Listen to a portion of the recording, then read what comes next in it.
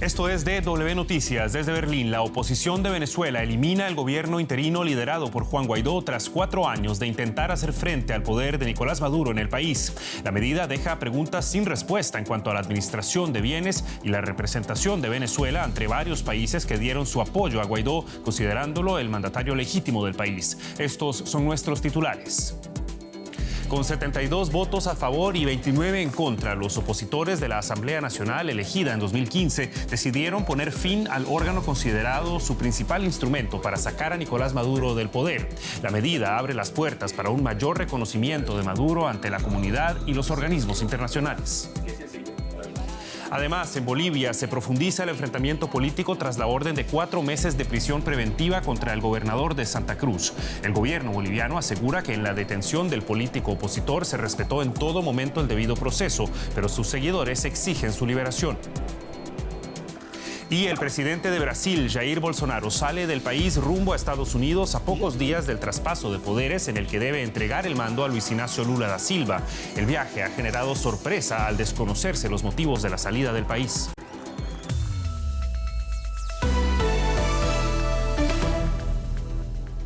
Los saluda Javier Arguedas. Gracias por informarse con nosotros. La oposición de Venezuela acaba de poner fin a uno de los capítulos más polémicos de la historia política del país. Este viernes, opositores congregados en la Asamblea Nacional elegida en 2015 decidieron eliminar el gobierno interino de Juan Guaidó, reconocido, entre otros países, por Estados Unidos. La medida supone el fin de 4 años de una fallida ofensiva para intentar deponer al presidente socialista Nicolás Maduro. Una mayoría de exdiputados aprobó la reforma del Estatuto para la Transición que contempla la eliminación del gobierno paralelo que lidera Juan Guaidó desde 2019. Con 72 votos a favor, 29 en contra y 8 abstenciones, se pondrá fin a esta figura representativa a partir del próximo 5 de enero. En 2019, Juan Guaidó se convirtió en la figura más importante de la oposición venezolana al asumir el título de presidente interino de Venezuela con el apoyo del gobierno de Estados Unidos. Y la periodista Elizabeth Hostos se encuentra con nosotros desde Caracas para brindarnos más detalles de esta noticia en desarrollo. ¿Qué tal, Elizabeth? Un gusto saludarte. Bueno, Juan Guaidó había intercedido por ese gobierno interino, incluso se implicaba que no fuera él quien estuviera al mando. ¿Qué pasó para que quien se consideró presidente de Venezuela fracasara de esta manera? Gracias, Javier. Un saludo a ti y a tu audiencia. En efecto, Juan Guaidó logró capitalizar el apoyo de todos los partidos políticos sumados en el llamado Grupo de los 4. 3 de los partidos que estaban en esa organización decidieron poner fin a su mandato, pese a su ofrecimiento de que fuese otro diputado de los partidos Acción Democrática, Primero Justicia o Un Nuevo Tiempo los que liderasen el gobierno interino. Su propuesta no tuvo eco y ahora queda una especie de limbo jurídico para la figura del presidente interino, aun cuando los diputados del grupo de los 3 señalaron que van a nombrar comisiones de trabajo para que asuman las funciones del interinato que presidía Juan Guaidó hasta el día de hoy, una figura jurídica muy cuestionada por analistas políticos y es una entelequia, dicen algunos expertos. Es decir, que la oposición venezolana está haciendo aguas y se nota la falta de unidad en un momento en el cual se intentaban retomar negociaciones en México para lograr una salida política a esta crisis que se profundiza, por lo menos de parte de la oposición, Javier. Definitivamente esa es la impresión que se tiene. ¿Qué nos dice esto sobre el futuro también de ese movimiento opositor? Es difícil no ver esto como un gran triunfo para Nicolás Maduro. Sí, sin duda va a ser un triunfo para Nicolás Maduro, incluso siendo un mandatario sumamente impopular en un país en donde la crisis compleja humanitaria que está todavía sacudiendo el país, con una inflación de las más altas del mundo que va a cerrar sobre los 200% este año, con un aparato productivo desmantelado, con servicios públicos haciendo agua. A pesar de toda esa situación, Nicolás Maduro se mantiene aferrado al poder, ha sido muy eficaz en ese particular y la oposición evidencia su falta de unidad, su falta de visión y de propuesta para un país que reclama asistencia en cuanto a lo elemental: salud, educación, seguridad y por supuesto el manejo de la economía, que ha sido bastante cuestionado. Pero aún así Maduro sí, como tú lo señalas, obtiene una victoria después de esta demostración de la oposición. Ahora, Elizabeth, el gobierno interino recibió el reconocimiento de varios países, incluyendo Estados Unidos, y administra importantes bienes públicos de Venezuela. ¿Qué va a pasar con la representación de Venezuela ante la comunidad internacional? Bueno, una de las propuestas de la comisión delegada, es decir, un grupo de parlamentarios de la Asamblea Nacional electa en el año 2015, van a designar representaciones paralelas ante Inglaterra, el Banco Central de Inglaterra, que es el que respalda el oro de la República, está en litigio en este instante, y Juan Guaidó es el representante de Venezuela. Es un tema que hay que debatir no solamente con la oposición venezolana, sino los estados, que son los en donde están los litigios, por ejemplo, los manejos de los activos de la República como Citgo, la red de refinerías venezolanas. Eso sería entonces una comisión de diputados cuyo periodo venció en el año 2020, antes lo tenía Guaidó en su poder, entonces es algo bastante complejo desde el punto de vista jurídico. Ya Estados Unidos hace un par de días señaló un funcionario del Departamento de Estado que ellos seguían reconociendo a Juan Guaidó como presidente de Venezuela, basados en el artículo 233 de la Constitución de nuestro país. Entonces es un limbo jurídico y un enredo jurídico también, Javier. Así que no se auguran muchas cosas buenas para los activos de la República. Estarían congelados, estarían rematados. No sabemos, Javier, honestamente. Una incertidumbre que definitivamente continuará en los próximos días. Elizabeth Hostos, con el análisis tras la eliminación de facto del gobierno interino de Venezuela. Muchas gracias por este análisis. Hasta la próxima. Gracias a ti. Feliz año para todos.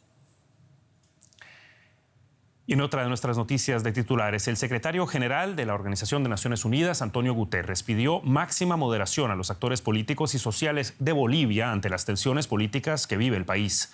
Este viernes, la justicia boliviana ordenó la detención preventiva por 4 meses del gobernador opositor de la región de Santa Cruz, Luis Fernando Camacho, acusado de terrorismo. La detención y orden de prisión preventiva contra el gobernador de Santa Cruz ha generado protestas y movilizaciones que exigen su libertad. El líder opositor es investigado por su participación en lo que sus detractores consideran que fue un golpe de Estado perpetrado en el año 2019 contra el entonces presidente Evo Morales. El gobierno boliviano, afín a Morales, asegura que todo el proceso contra Camacho se respetó y que se ha respetado ahí el debido proceso.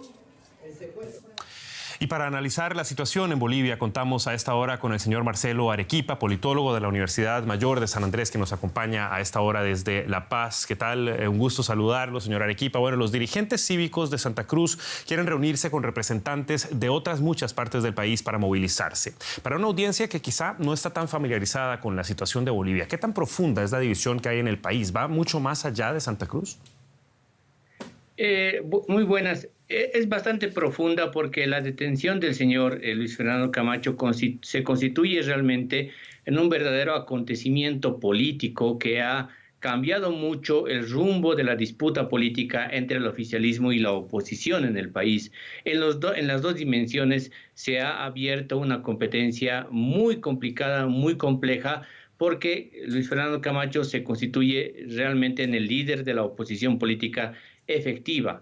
Ahora, claro, el problema que tiene el señor Camacho a día de hoy es que producto de los 36 días, hace un mes y medio más o menos, que llevó adelante de paro en esa región donde él es gobernador, pues eso sufrió un desgaste muy fuerte. Y el segundo elemento que tiene que ver también con esto es que ellos han planteado revisar la relación de Santa Cruz de la Sierra con el resto de departamentos. Y esa relación, pues en Bolivia se entiende como una suerte de separatismo, y eso no ha tenido la posibilidad de tener empatía o unificación de agenda con el resto de departamentos. De ahí que, por lo menos por ahora, el señor Camacho y la dirigencia de Santa Cruz de la Sierra está muy debilitada, y pues eso fue una ventana de oportunidad para que pueda establecerse esa acción judicial en contra del señor Camacho.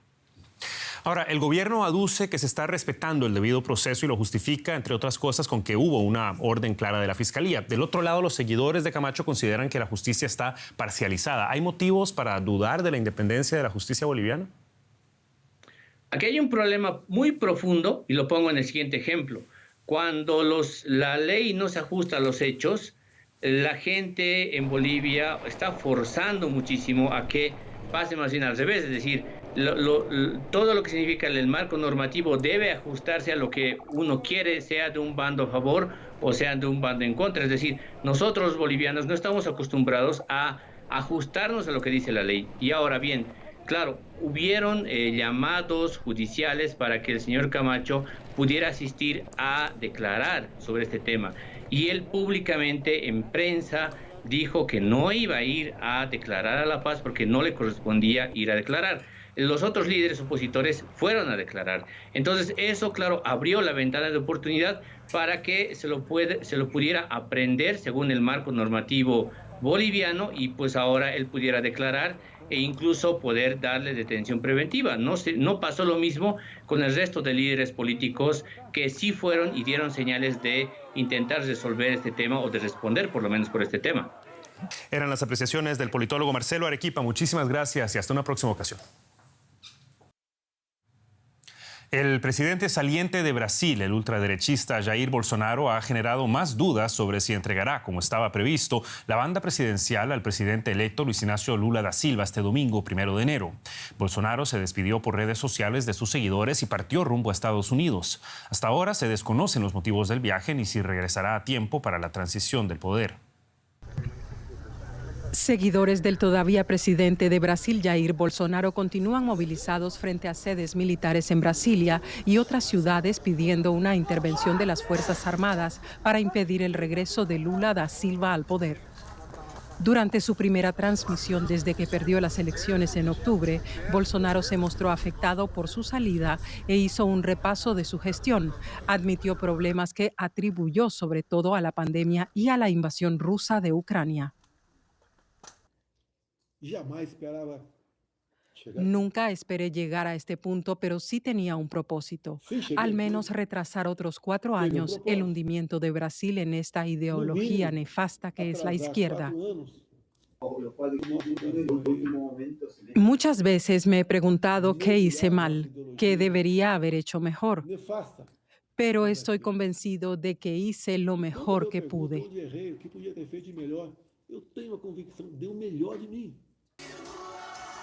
Las autoridades se centran ahora en la investidura de Lula tras las amenazas de grupos radicales de ultraderecha que respaldan al presidente saliente y que en las últimas semanas protagonizaron violentas protestas.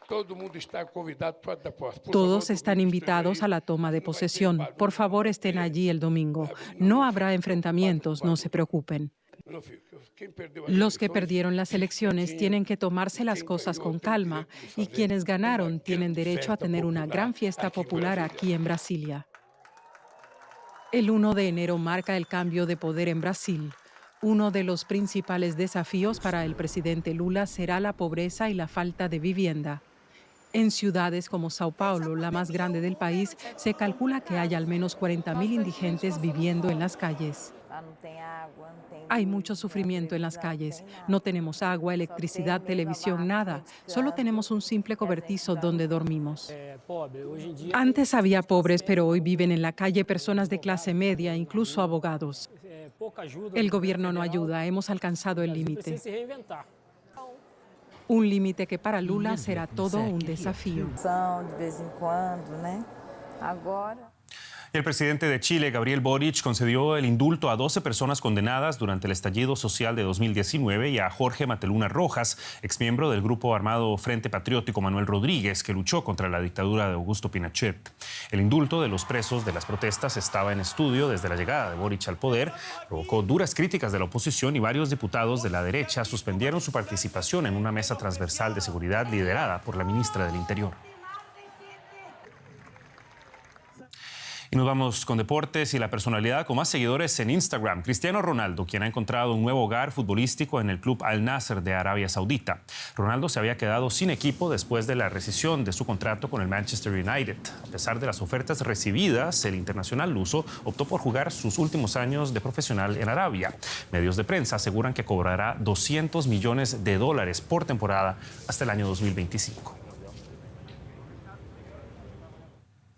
China enfrenta un nuevo brote de coronavirus y con ello también problemas económicos. Después de esta pausa de tan solo un minuto, Helen Palancar estará con ustedes y todos los detalles en la economía, así que no se vayan, quédense con nosotros.